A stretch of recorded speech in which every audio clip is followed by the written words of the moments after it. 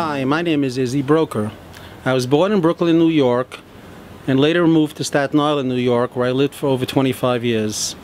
Staten Island, like a lot of communities in Chutz La'aretz, is a beautiful community with a lot of wonderful families and with a lot of wonderful Jewish institutions. But I was always haunted by the fact that here we are, living in a generation where we have the opportunity to fulfill the mitzvah, which is equal to all the other mitzvahs in the Torah, Yishuv Eretz Yisrael. And why am I not fulfilling that mitzvah and living in Galut? Baruch Hashem, I was zocheh to be able to make Aliyah, and I'm very happy here.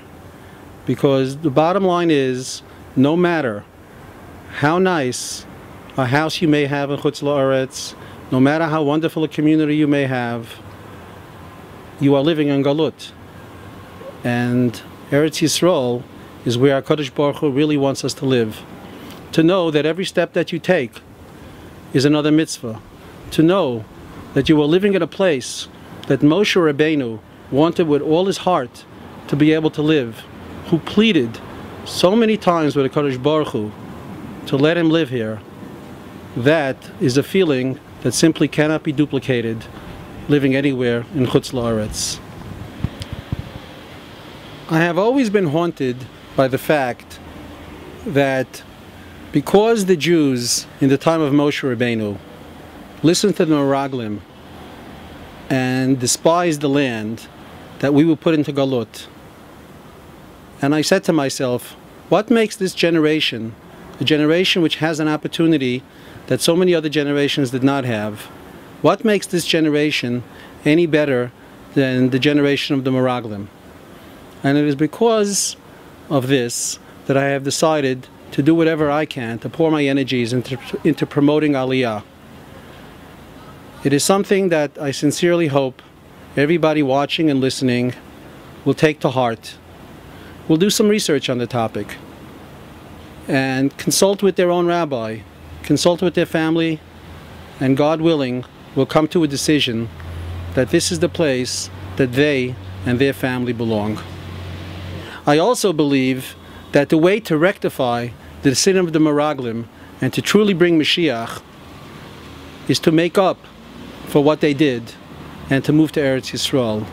Each one of you can do your part to rectify the sin of the Meraglim. Please, give it some serious thought. And I look forward to meeting and greeting every one of you when you come on a Nefesh B'Nefesh flight back home, where you belong. Thank you.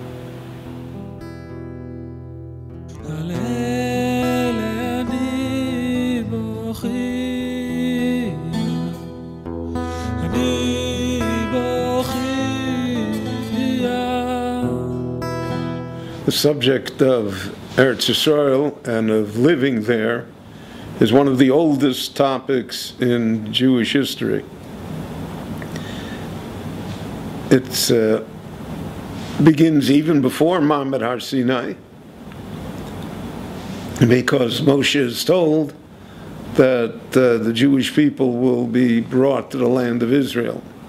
Avraham is told that his children will live there, Yitzchak, Yaakov. So it's with us from the beginning. It's, so to speak, God's signature issue. And yet, over the long history of the Jewish people, most of our history has been outside the land of Israel, not by choice, until our time.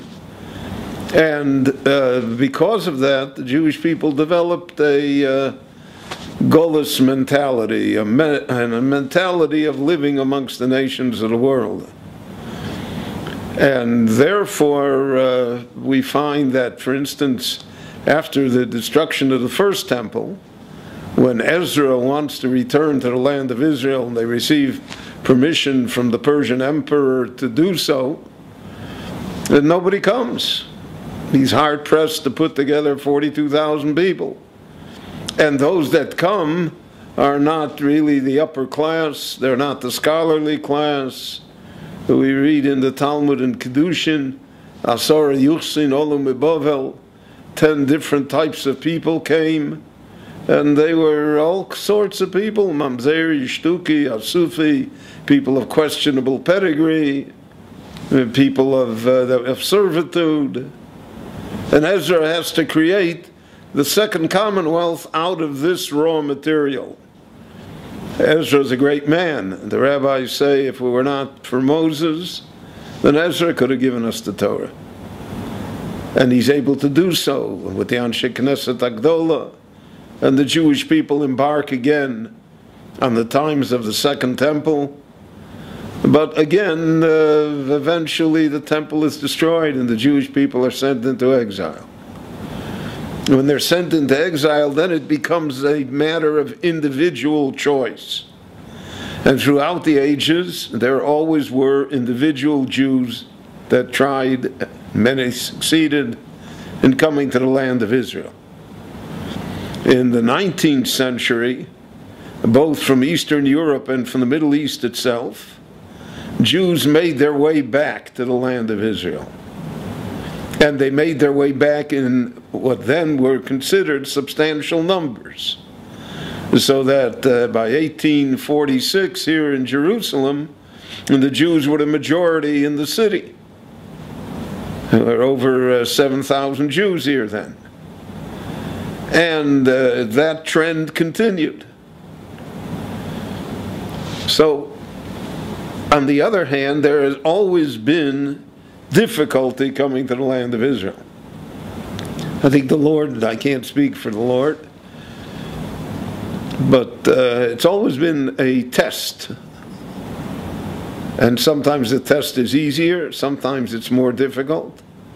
So certainly to come here in the 16th, 17th, 18th, 19th century is more difficult than to come in our century.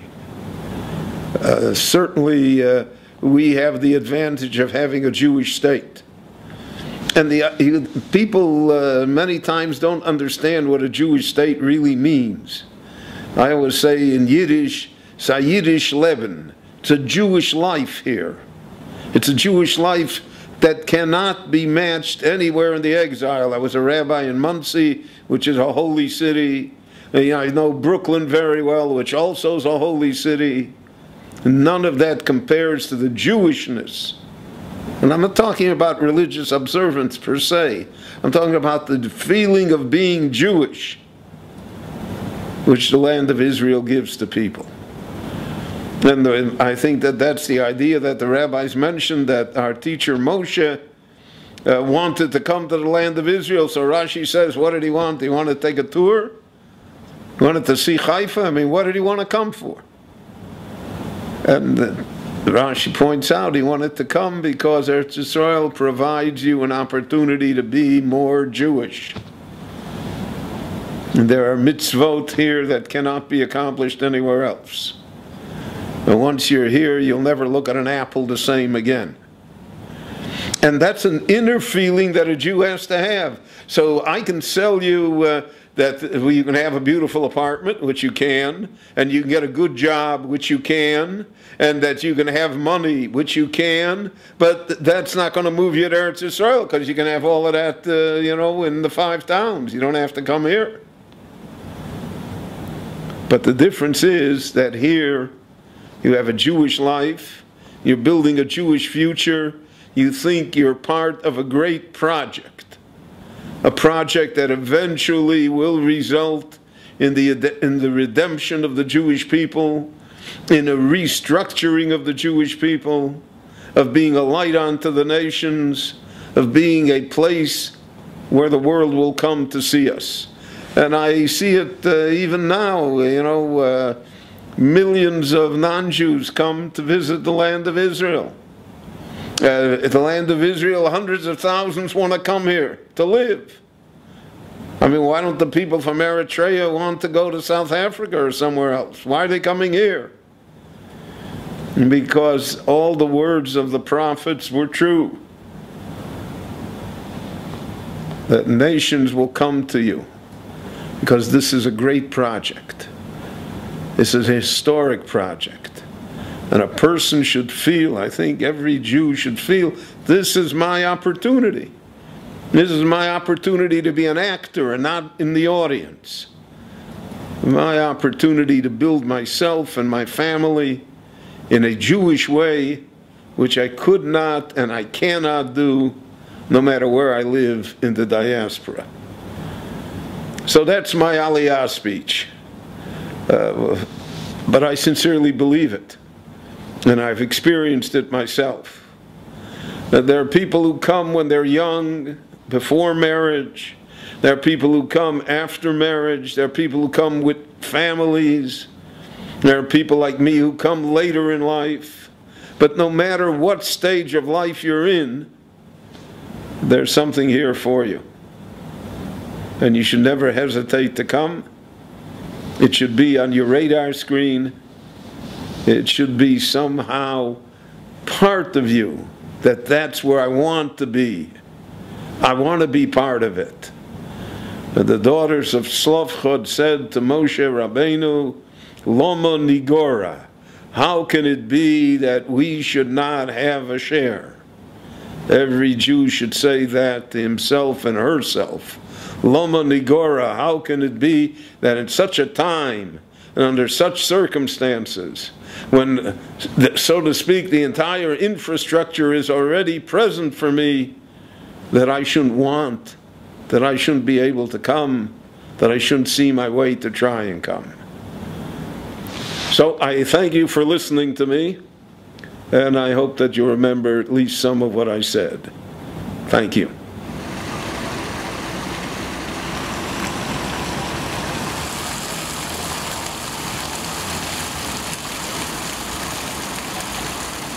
My name is Zev Leff. I'm the rabbi of Moshav Matityahu and the Rosh Yeshiva of Yeshiva Geula Matityahu in the Modi'in region of Eretz Yisrael. Our sages relate that the root of the destruction of the temple and our exile amongst the nations was the sin of the spies. David HaMelech in Tehillim capsulizes that sin as Vayimoasu be'eretz chemda. They were disgusted with the coveted and precious land. It would stand to reason that when we appreciate that coveted precious land, that would be a reason to bring the final redemption closer. We live in a generation that Hashem Yisborach has given us the opportunity to be able to quite easily settle in Eretz Yisrael and fulfill the mitzvah of Yishuv Eretz Yisrael. And even though before Mashiach comes, it is not possible that the entire Jewish people en masse should come and settle in Eretz Yisrael, yet there still is a mitzvah for every individual who can to come and settle in Eretz Yisrael. So paskin the Shulchan Aruch, according to the Chafetz Chaim, the Chazon Ish, the Ger Rebbe, and others. Whether one's personal circumstances permit him to fulfill this mitzvah, or say that he is exempt from fulfilling this mitzvah, this is a matter for investigation, deliberation, and guidance of a Torah authority. However, even if one is exempt from this mitzvah and cannot fulfill it physically, he should still appreciate Eretz Yisrael to a point where he feels lacking, that he has to live outside of Eretz Yisrael, and yearn for the day that he'll be able to fulfill this great mitzvah, to be able to settle in the land of Israel, which itself is a mitzvah, and be able to fulfill all those extra mitzvahs that are only possible in Eretz Yisrael, and to be able to live in the environment of God's holy land. The difference is that if one yearns and feels lacking, then when the circumstances present themselves that they are favorable for a person to be able to fulfill this mitzvah, he will jump at the occasion. But if he doesn't appreciate that he's missing anything, and he doesn't yearn to fulfill this mitzvah, then even when the circumstances are favorable, he will neglect to fulfill this mitzvah. May our appreciation of Eretz Yisrael and our desire to settle there, and the actual fulfillment of settling there for those that are fortunate enough to do it, may it be a merit for HaKadosh Baruch Hu to see that we have corrected that age-old sin of being disgusted with the coveted and precious land, and merit the day when all Jews will come to Eretz Yisrael and fulfill that great mitzvah of settling Eretz Yisrael, living in our homeland, in God's holy land, and then we will not sit on the floor and mourn on Tisha B'Av, but rather we will celebrate it as a day of rejoicing soon in our days.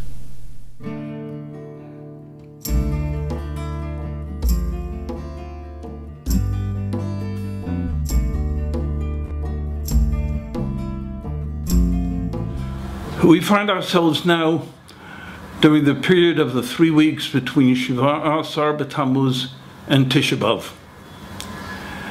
This period of the year is one that is a time of reflection and introspection.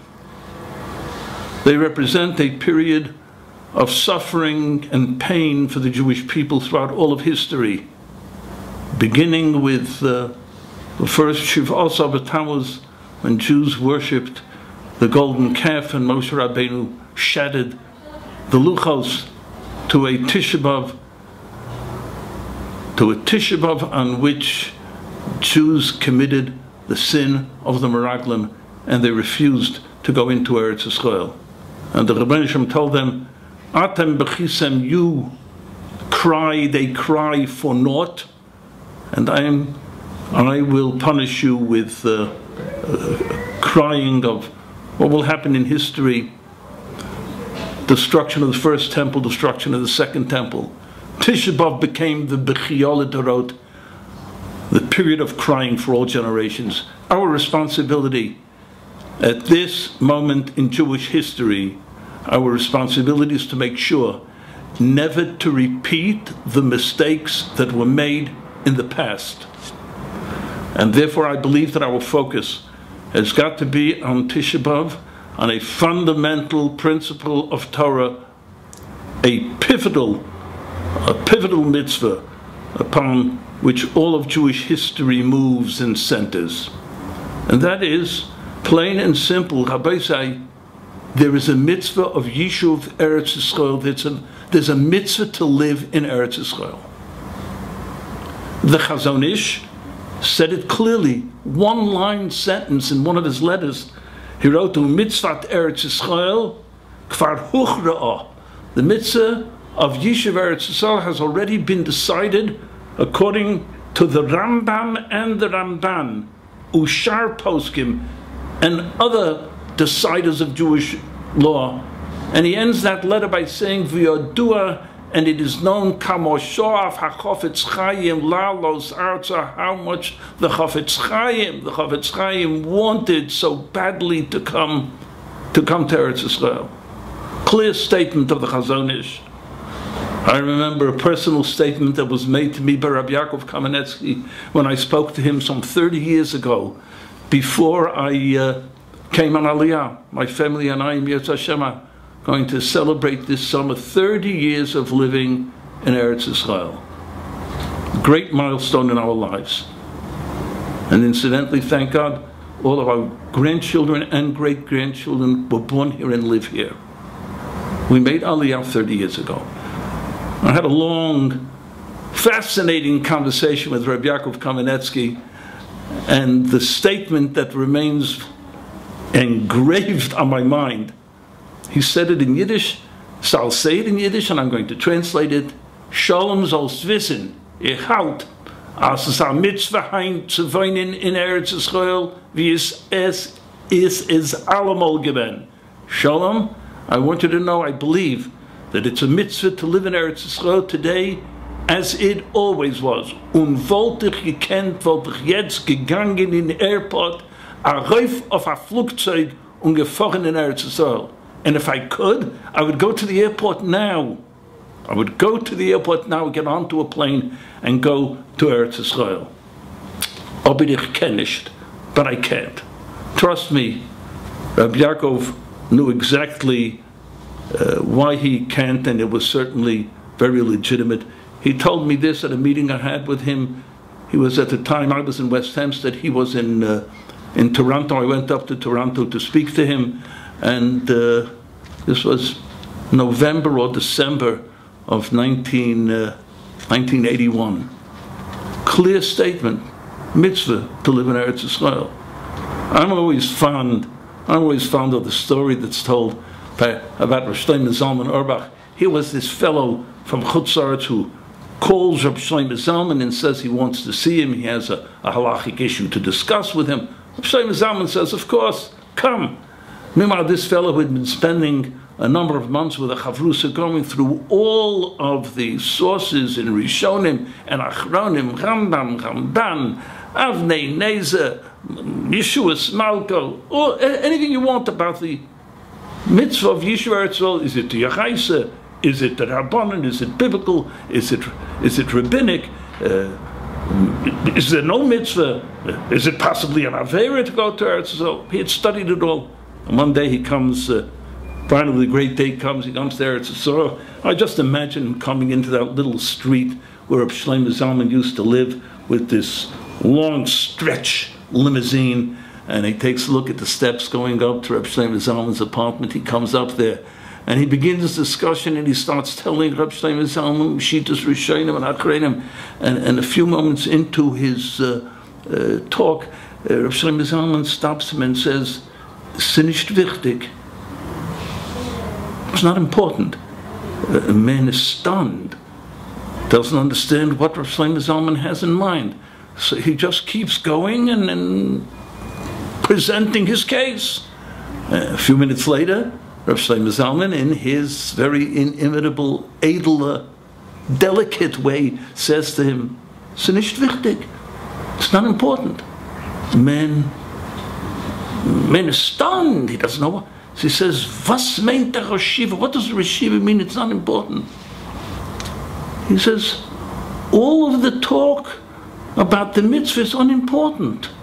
Just open up a chumash, and on every page you will see Ritzon Hashem, God's will, is that His children should live in Eretz Yisrael.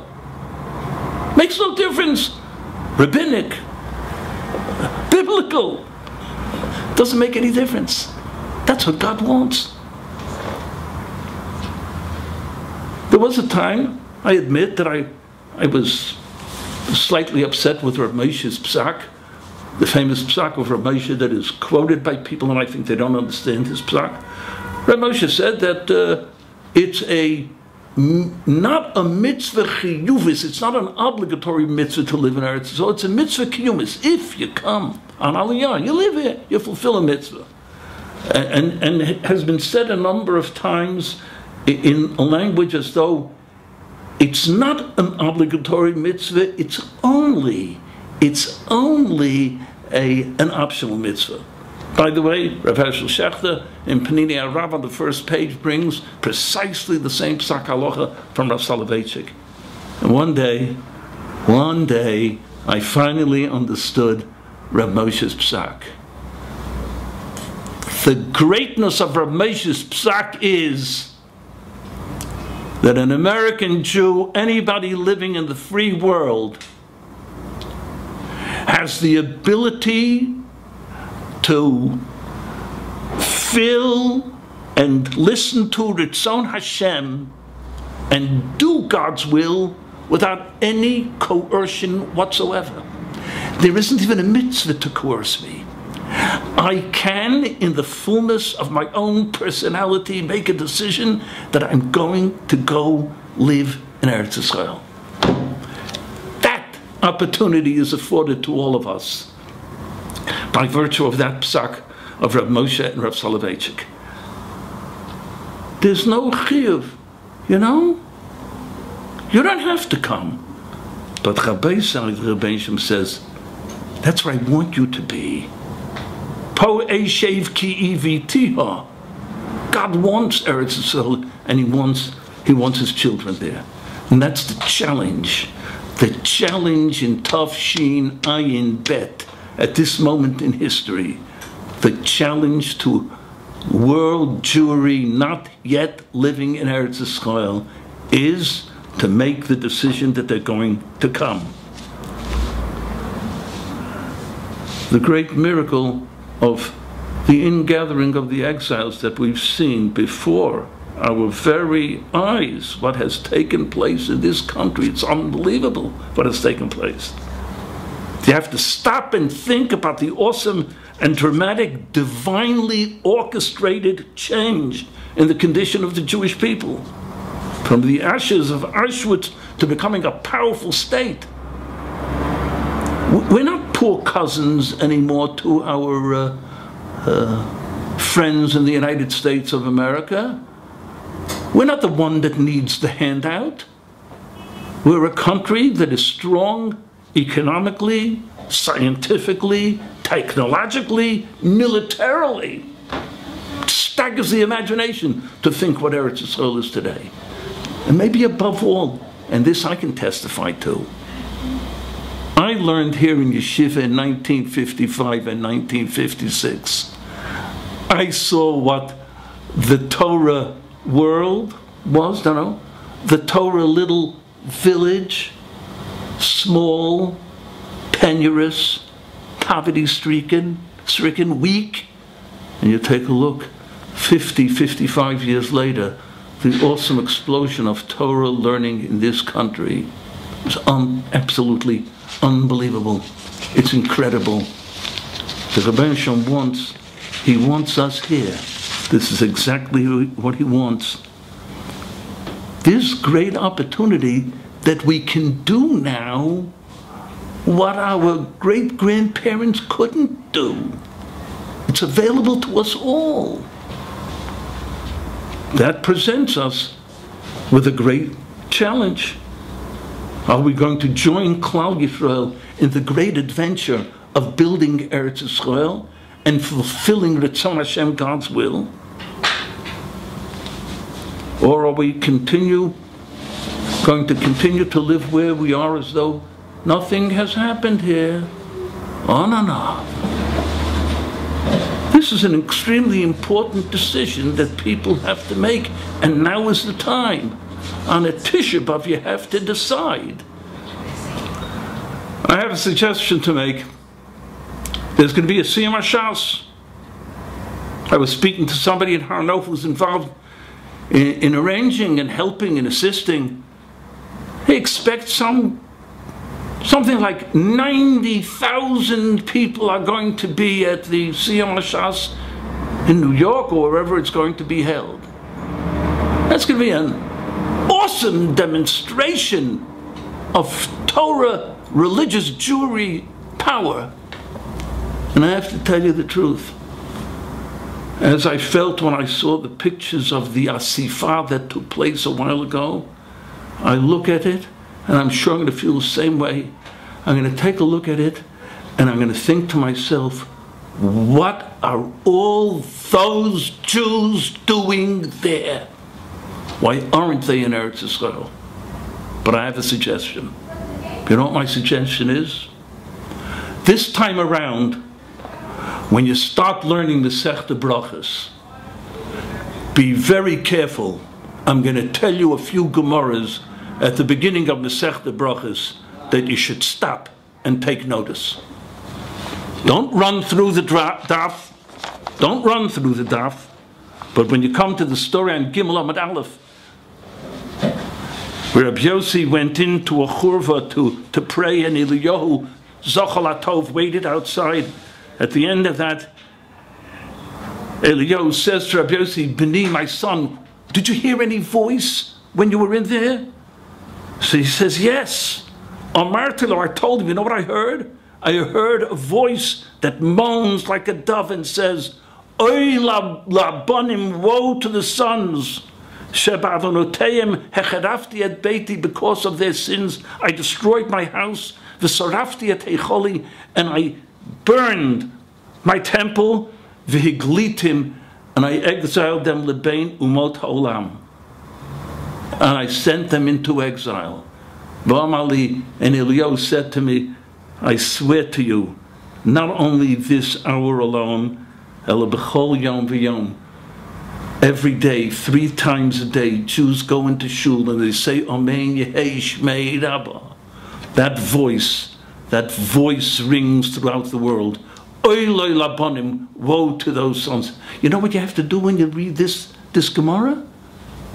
You know what you have to say to yourself? You know what? The Rebbeinu Shalom has made it possible now that the exiled sons come home. You can't pass that Gemara without stopping to think about it. Is that the only Gemara? Oh no, it's not the only Gemara over there. I'm going to tell you another Gemara you have to look at. And be very careful when you study it. The Gemara on Daf Daled Amud Aleph says, Kedetanya, as we learned, down at the bottom of the Amud, Ad Yavar Amcha Hashem, Ad Yavar Amzu Kanita, it says at the end of the Shira, until you pass over this nation that I acquired, Ad Yavar Amcha, twice it says it, and the Gemara says, Ad Yavar Amcha Hashem, Zu Biyar Yishana, this is the first time Jews came into Eretz Yisrael. Ad Yavar Amzu Kanita, until we pass through again. Zu Biyar Shnia, this is the second time when Jews came in the days of Ezra and Nehemiah. Mikan Omru Chachamim, from here our rabbi said, Ru'uyim Hayu Yisrael Le'osis Lehem Nezbi Me'ezra, Jews were worthy that God should make great miracles for them in the day of Ezra, as he did for them in the days of Yoshua ben Nun. Ela shegoram hachet, the sin caused that there were no miracles. Rabbi Yehuda Halevi in the Kuzri says, what was the sin? The sin was they didn't come. Korash gave permission for all Jews to come on Aliyah, and they didn't come. And the divine presence, the Shekhinah, was waiting to descend upon Klal Yisrael and Eretz Yisrael. But the majority of Jews remained in Bavel. The immortal words of Rabbi Yehuda Halevi, Lo yochlu lihipared mi mishkanoteim v'inyaneim, they were incapable of leaving their businesses and their homes. Are we going to make the same mistake again? It means the Shekhinah, the divine presence, didn't come down on the second Bet HaMikdash because Jews didn't come on Aliyah. There it is. It's Daf Daled Amud Aleph in Brachas. Are you going to run through it in a 45-minute Daf Yomi, or are you going to stop and hear what the Gemara is saying? Just a few other Gemaras there at the beginning. This Daf Yomi learning has got to be different from now on and further. The famous Gemara, Hey Amud Aleph. We did Gimel, we did Daled. We're going to go back to Daled yet. Hey Amud Aleph. Remember this Gemara. Tanya, we learned. Rabbi Shimon ben Yochai Omer, Rabbi Shimon ben Yochai says, Shalosh Matanos Tovos, 3 good gifts. 3 good gifts. HaKadosh Baruch Hu, the Holy One, blessed be He, gave to Yisrael, and all of them were given through toil and suffering. You have to earn it. And what are the 3? Torah, Eretz Yisrael, and Olam Haba. Rabbi Shimon ben Yochai. Shimon ben Yochai. Daf Hey Amud Aleph in Brachas. And I always wonder to myself, what does Rabbi Shimon ben Yochai think about these fellows who come flying in for 3-4 days for Lag B'Omer and make their way to Miran and go back? Wait a minute. Fellas, did you see what I said on Daf Hey Amud Aleph and Brachas? And I have another question. Can you imagine somebody saying, Torah, great gift, but no thank you. It's okay. Olam Haba, great gift, but you know, I can do without it. Eretz Yisrael is on par with Torah and Olam Haba. How can you simply vote with your feet by not coming to Eretz Yisrael? You have to sit on that Daf Hey Amud Aleph and learn Reb Shimon ben Yochai. Further on, I think it's Daf Ches Amud Aleph, that Rabbi Yochanan is a fascinating question. Ika Sabi beBavel? There are old people in Bavel? He learns a pasuk, Leman Yirbu Yimechem V'mei V'nechem, that we say in Shema twice a day at least. Leman Yirbu Yimechem V'mei V'nechem Al Adoma. Length of life is only Al Adoma, upon the land that God gave to. So the Gemara says they told him there are people who come early to shul in the morning and they're in shul at night. Then he understood. But Rabbi Yochanan said, there's a pasuk. Pasuk says, Leman Yirbu Yimechem V'mei V'nechem. But maybe the most significant, and here I will end with my Daf Yomi. Why is there no nun in Ashrei, the Gemara says? Why is there no nun in Ashrei? Because the nun of Ashrei represents fall. Falling. And David HaMelech didn't want to write it because Pasuk says, Nafla, the Sulas Yisrael, the Virgin of Israel, has fallen, lo tosif kum, she will not rise again. So therefore, no nun. Despite the fact that there's no nun, there's a samach afterwards, and the samach gives support to the fallen. Somech Hashem l'chol hanoflim. God supports the fallers. But the Gemara says, this is the Gemara you fellas have to learn over and over again. B'madrova, in Eretz Yisrael they learn different pshat in the pasuk. In Eretz Yisrael they learn pshat in the pasuk, Nafla lo tosif, she has fallen and she will not fall again. Kum betulat Yisrael, arise. Because in Eretz Yisrael, when Eretz Yisrael rises, Eretz Yisrael is going to rise and grow from day to day in greater strength. The Gemara here is saying there is no guarantee for any community in the world. No guarantee. Eretz Yisrael, Nafla, after that, Lo Tosef, she's going to rise. It's a Gemara. Gemara, Daf Gimel Amud Beis. My suggestion to all of you from the very depths of my heart, to make a decision that the next Siyum Hashas is going to take place in Eretz Yisrael, and it's going to take place hopefully on Har HaBayis. And during the course of the next 7.5 years, you're all going to start picking yourself up and you're making your way here. Those who are going to be quicker will make it someplace by the end of Masechta Shabbos. Some people may need to wait till Pesachim. There are those who won't make it till the end of Bava Basra. But you have to make your way here. Somebody told me a number of years ago something that was very painful, but then, in a sense, there was also great truth in it. That Reb Meir Shapiro, before he died, said, and he died a young man, in his middle 40s, the founder of Daf Yomi. He said he never regretted a thing that he did in his life except one. That he built the yeshiva in Lublin and not in Yerushalayim. That he built the yeshiva in Lublin and not in Yerushalayim. A few years after it was built, it was already in Nazi hands. You have to put Eretz Yisrael on the agenda of the Orthodox Jewish community. You have to talk about it, you have to encourage it, you have to tell people it's a mitzvah and we have to pick ourselves up and go. Time is running short. There's a great mitzvah to be performed. There's a great act of Ritzon Hashem. This is it. You now have another few years in which to do it. I have a great deal more to say, but I just want to conclude with a paragraph in a letter that was written by Reb Meir Simcha HaKoyen Midvinsk, the Or Sameach, the Meshech Chochmah. He says the following: from the time that Avraham discovered his Creator, all of his hopes were bound up with Eretz HaKadosh Lubonav, that the Holy Land should be that which is given to his sons.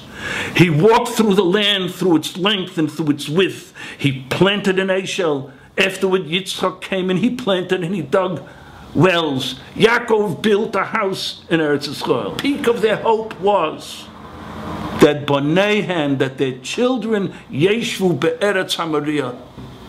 Avram, Yitzchak, and Yaakov wanted that their children should live in the land of Moriah. Umiyom matan Torasenu HaKadosh, from the day the Torah was given, lo poska ha-nevuah militzavos ha-yishuv haaretz. Nevuah never stopped commanding about Yishuv haaretz. And there is no parsha Shabbat Torah, he says. It sounds like Rav Shlomo Zalman. There's no parsha in Torah in which Eretz Yisrael is not mentioned. And in all mitzvahs, there's a connection to Eretz Yisrael.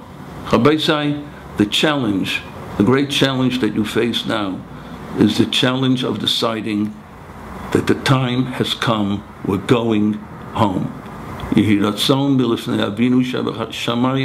be the will of the Rebbeinu Shem, that in Yitz Hashem, you're all going to come here, and the fact that Klal Yisrael in its entirety will be here, will bring, therefore, to Binyan Beit HaMikdash and Hashros, Hashchina, the divine presence coming down over here.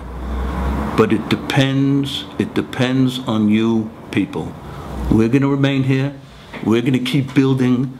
We're going to, in Yitz Hashem, turn this great country into a citadel of Torah, into a fortress of our faith, a stronghold of the Spirit, and a great Kiddush Hashem for a whole world.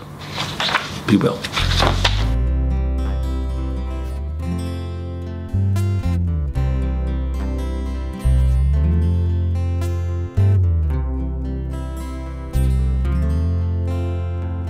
Hi, Shalom. My name is Yisrael Krengel. I was born in Johannesburg, in South Africa. I grew up in a traditional family. But when I was 12 years old, my parents sent myself and my older brother for a trip to Israel. And from that first moment when I arrived in this holy land, I felt something special. I felt I belonged. I felt this was certainly the place for me. Even though I'd never been here before, there was something that I felt within me that this was the place for me. I was also involved in Bnei Akiva in South Africa, and through that I got very connected to the land and to the ideas of the Torah and living in the land of Israel.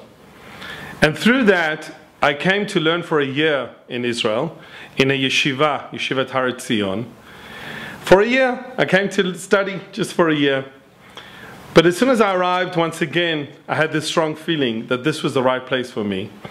And I remember after 6 weeks of being in yeshiva, I turned to my brother. We were on an Eged bus on the way to Yerushalayim. And I said, this is it. I'm going to stay. And he chuckled. He's like, you've been here 6 weeks. I said, no, this is it. I'll stay in yeshiva. I'll become a rabbi. I'll stay in Eretz Yisrael. And that's what I did. And another thing I remember clearly after a few months of being in yeshiva, battling with the language, with the Hebrew, with the Aramaic, with everything for a person who doesn't have any background, trying to cope with being in yeshiva. And I had a really difficult day translating everything. And I turned to my Rebbe and I said, at least my children won't have to go through this.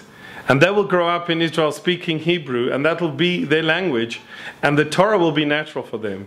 And he turned to me and he said, just for that, it's worth to go through what you've been through to realize what you want to pass on to your children. And thank God we've been able to do that. We did go back to South Africa for 3 years. I worked in the community there. But already 9 years we've been back, and we're living here, and we're so happy to be in Eretz Yisrael. It's a question of what you're looking for. And for us, the quality of life, the focus on the spirituality, the fantastic chinuch for the children, the way our children are growing up, Baruch Hashem, is wonderful. And for us, that's really what is important. when we left after Shlichut 9 years ago, it was in fact Parshat Shlach. It was the Parsha of the Meraglim. And we felt that was very significant. And I often teach my students, there's a very beautiful explanation by the Sfat Emet in the year Tafresh Samach Aleph, 1901, when he gave a Sikha sitting in Gur. And he was talking about Eretz Yisrael, and he was talking about the spies and where they went wrong. And he explains that the 10 spies that went wrong, unlike Yoshua and Kalev, failed to see the intrinsic, unique spirituality of Eretz Yisrael, the pnimiut, the inner beauty, the light, the ore. But that is the light that we have to bring out. And the Sfat Emet explains that it's a two-way thing, that we help bring the best of Eretz Yisrael out into the open. And in reverse, Eretz Yisrael helps bring out the best within us. And I can honestly say, after being here, Baruch Hashem, for many years, that I really feel that Eretz Yisrael has helped me become a better person. And I hope, in my small way, I've helped Eretz Yisrael become a better place. Hi, my name is Sarah Krengle. I was born in Vancouver, British Columbia, in Canada. And from that day onward, we moved around quite a bit. My father is a day school principal, and therefore we moved every few years, mostly around the States, Rochester, Kansas, Indiana, just to name a few. And I was determined that I was never going to do that to my children.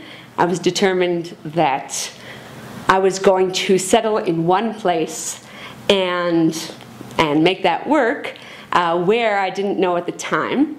It's quite interesting how I ended up making Aliyah. My family was always very Zionistic and modern Orthodox, but at the same token, I didn't really ever fully consider Israel as an option to live. I came here for the year, and then I went back and finished college in the States, and that's basically where I was at when I heard about a YU flight that was going on January 15th, 1991, and that exactly is the date when the Gulf War began. I also heard that the flight was $50 a ticket, and thinking that I hadn't been to Israel in several years, I thought, you know what, it's a bargain, I should go. So I decided to try and get on the flight. I had fellow madrichim, advisors, that I knew from NCSY who were in YU, and I asked them if they could possibly get me onto the flight. It turned out that everybody had the same idea because the flight was basically, for all practical purposes, for free, and therefore there was a waiting list of several hundred people, and I think I was somewhere about 360. And this is about a week or two before the flight, and therefore I put it in the back of my mind, and I was quite certain that I would never get onto the flight. I get a phone call a couple of days before the flight is scheduled to take off, and it's my fellow Madrich, Joshua Poltenson, who's now Yehoshua Paltiel, Rabbi Yehoshua Paltiel, and I said, he says to me, well, Sarah, you're on. So I said, oh, great. I think to myself, I better call my mother to check if it's all right with her if I fly into this war. And she says, you know what, Sarah, do what you need to do. So I started making all the necessary arrangements, and 2 days before the flight, I discovered that my passport is expired. I thought, okay, that's it. It's over. And a friend of a friend managed to speak to another friend in the passport agency, and suddenly I had a passport within a couple of hours, and I was on the flight. All systems go, and off I was going. None of us really knew what was going to happen at the time with missiles and what have you, but I thought, you know, I'll take my chances. We finally land in Ben Gurion. Everyone starts dancing and singing, and the Israelis are feel quite emotional because most people were flying out of the country, definitely not flying into the country for the start of the war, and therefore it kind of gave them a boost in their morale and a sense of support from Chutz La'aretz, from outside of Israel. And therefore, we were singing and dancing with all these representatives who came to meet us. Everything was great. until we got to the hotel when they started instructing us how to put on our gas masks, what to do about sealing a room, etc., etc. And that's when all the fun started. The sirens began. We had to run into our sealed rooms, put on our gas masks. And this carried on week after week. The trip was scheduled for 2 weeks. And I ended up staying with my aunt, who, believe it or not, has 11 children. And I helped her get all the children into their gas masks and get everyone into the sealed room and put the baby into the crib, the cot that specially was made out of plastic, a special baby gas mask, as it were. And after 2 weeks of this, you get quite used to a routine of hearing a siren, making a run for it, putting on all the gas masks, and that becomes normalcy. Well, then I realized that my ticket was basically coming to an end, and I'd have to go back. Whereupon I felt extremely guilty. Here I was, I'm going to leave everybody with the sirens and the gas masks and the missiles falling, and I'm going to go back to my apartment in New York, and no more sirens, no more missiles, etc. So there I am, trying with the travel agent to somehow come up with a way of extending my trip. Whereupon the travel agent and basically all the airlines and everybody kind of laughed at me and said, "Lady, you're crazy. The flights are all fully booked out of here for the next 4 months. Everybody's trying to get out. We'll never be able to get you on a flight until at least June." And this is the end of January, and I think to myself, well, I have a job to get back to. There's no ways I can stay until June.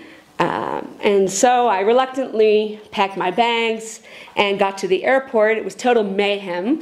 Everyone was trying to get on flights out of Israel. And there happened to be a BBC reporter who was interviewing all of the people leaving as to why they were fleeing the country, so to speak. And she came to ask me, she said, "So tell me how you're feeling now that you're finally leaving Israel." And I said to her, "Lady, you got the wrong person. I only came for the war. I'm not leaving because of the war." And she turned to me and she said, "That's all right. Don't feel guilty just because you're leaving your country in its time of need." And here's a non-Jewish, blonde BBC reporter giving me mussar, telling me off, as it were, as to why I'm leaving Israel when the country's in need. And I was fuming. I was very angry and very outraged that she had said this to me, of all people. And I was stewing, basically, for a good chunk of the flight home. Until finally, about halfway through the flight, I realized, actually, she's correct. If I really want to make an impact on Israel and really give to my people and really contribute to the Jewish nation, I'm going to have to do that in Israel alone, because anywhere else isn't the same. And I basically decided right then and there that I was going to make Aliyah, having had no imminent plans of that before. And I packed up my bags and sold my things. And I was on a flight that the end of June, beginning of July of that same year. That is how I ended up making Aliyah. Of course, when I got to Israel,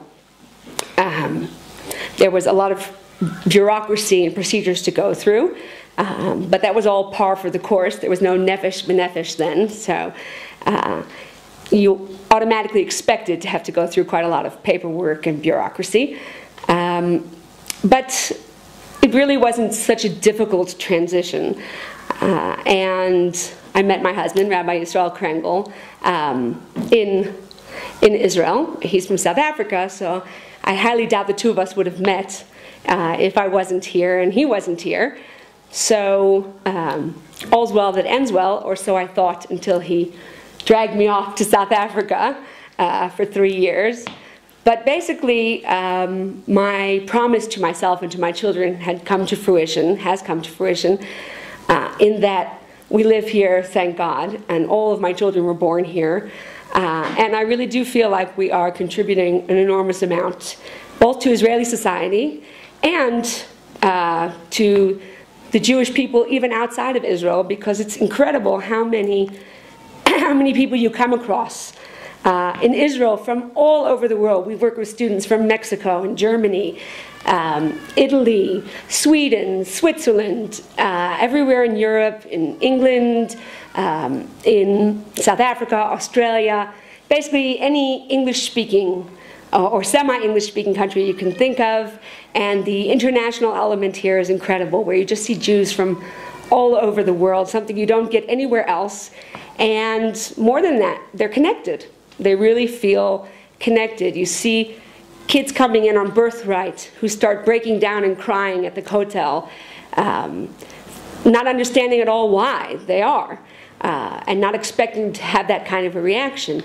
It's home. It's definitely home, and it's definitely the place where we're meant to be. Definitely the Jewish nation is making its way, slowly, slowly, to Israel, helping to fulfill the prophecy in the end of days when Bezrat Hashem, Mashiach comes, and we really will all be here together.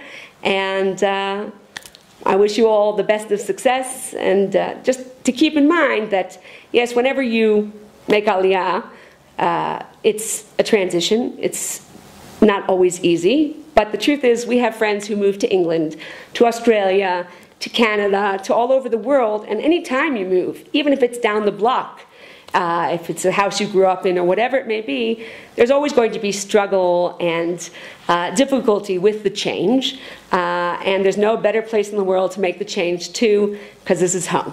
Hi, Shalom Aleichem. This is Yitzchak Krengel. I live in Alon Shvut in Israel, and I was born here, and we lived in Alon Shvut since I was born.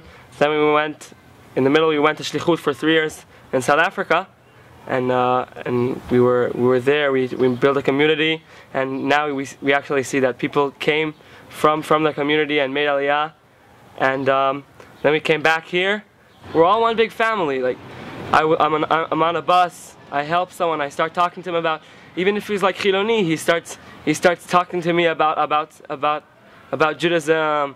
And Rav Nachman Breslev says, right, the Meraglim, the spies in Parashat Shlach said, Eretz Ochelet Yoshvea. So what's Eretz Ochelet Yoshvea? A land that eats its habitats. So he says, when we eat, what are we doing to our food? We're taking, let's say a sandwich, and we're making that sandwich into us. It's not like it's not a sandwich anymore. It's not a tomato or whatever. It turned into it becomes our blood, and it becomes us. So when we're in Israel, the second you come here, you're straight away.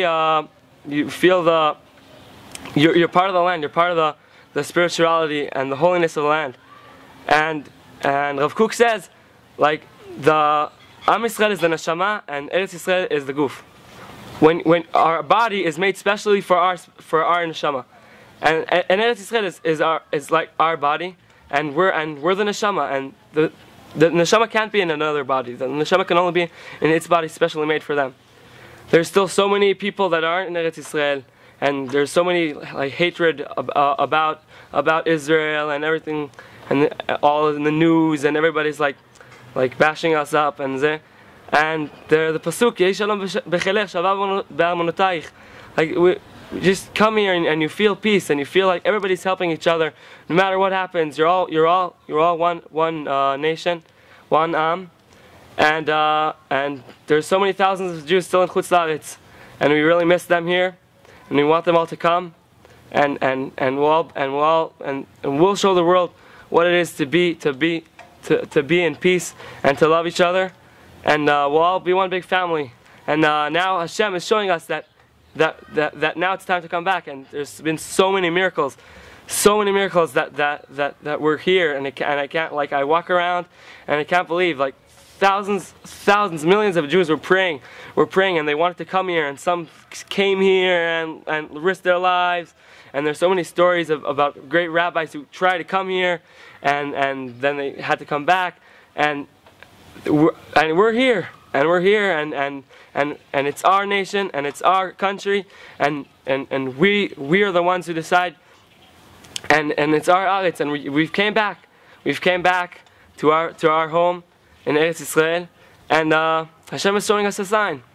that B'ezrat Hashem, we'll come here, Mashiach will come, Beit HaMikdash, the whole world will be a much better place. So good luck, and b'meira b'yameinu sheyibnei Beit HaMikdash. We'll all see each other dancing in Jerusalem. Hi, I'm Hadassah Krengo, and I live in a beautiful community in Alan Shvat. This is my house, Gush Etzion, and everything here is great. And my school, everything's like Torah and Chesed, and everyone's very friendly here. And the beginning of the year, I just had my bat mitzvah, and I'm really glad I had the opportunity to celebrate my bat mitzvah in here in the Holy Land in Israel. It's the best place in the world.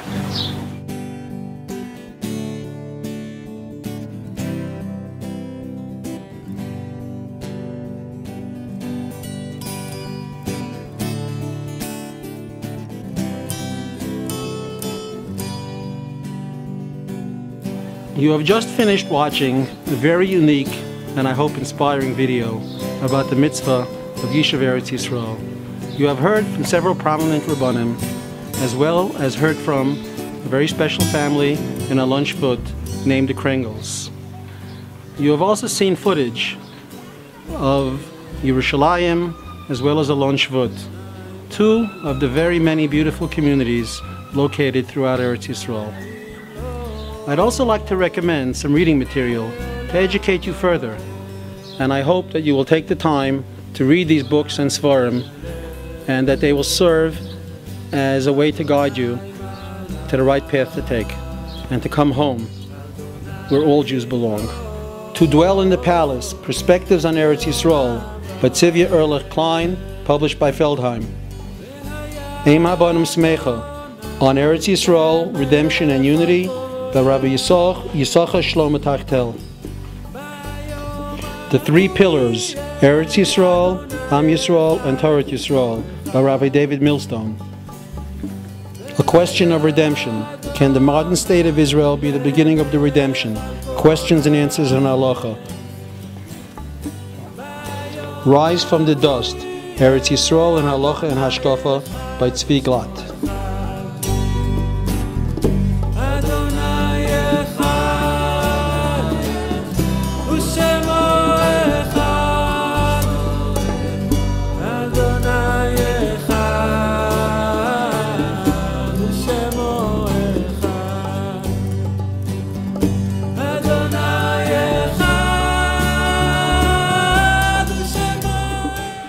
Remember, there is no place like home.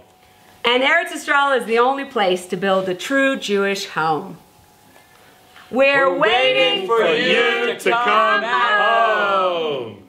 V'shava banim, v'shava banim, v'shava banim ligvolam. V'shava banim, v'shava banim, v'shava banim ligvolam. V'shava